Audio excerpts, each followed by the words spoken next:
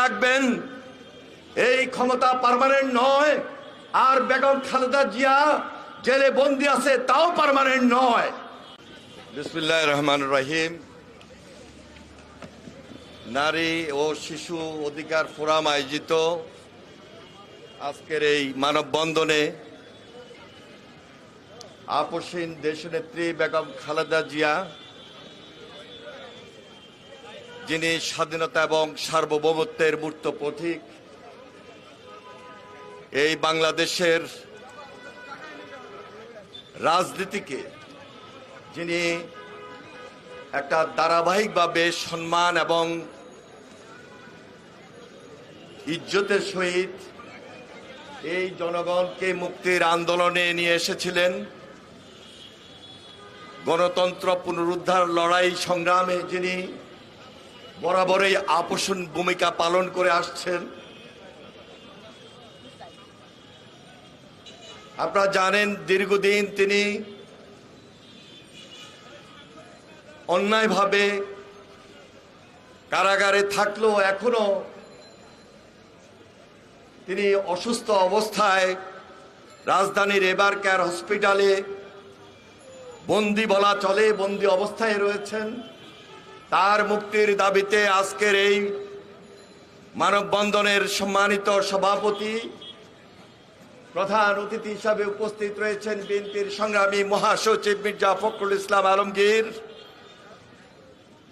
জাতীয় স্থায়ী কমিটির সদস্য বাবু গয়েশ্বরচন্দ্র রায়, বেগম সেলিমা রহমান সহ, ভাইস চেয়ারম্যান আব্দুল আওয়াল মিন্টু সহ বিএনপির যুগ্ম মহাসচিব অ্যাডভোকেট আব্দুল সালাম আজাদ সহ বিএনপির সংগ্রামী নেতৃবৃন্দ, প্রিয় ভাইয়েরা আমার,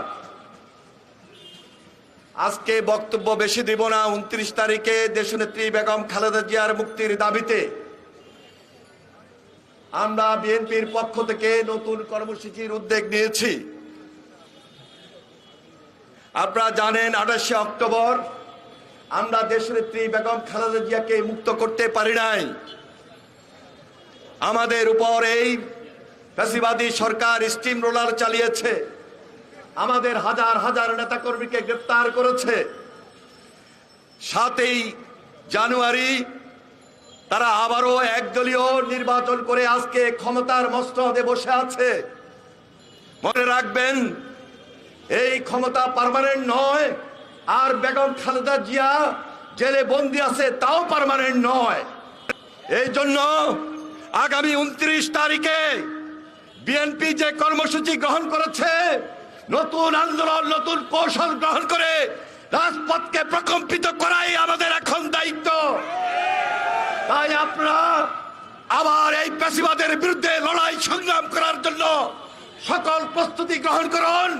ইনশাআল্লাহ রাজপথে আগে যেভাবে ছিলাম, রাজপথে থেকে বেগম খালেদা জিয়াকে মুক্ত করে আনবো, এই প্রতিশ্রুতি আবারও ব্যক্ত করতে চাই।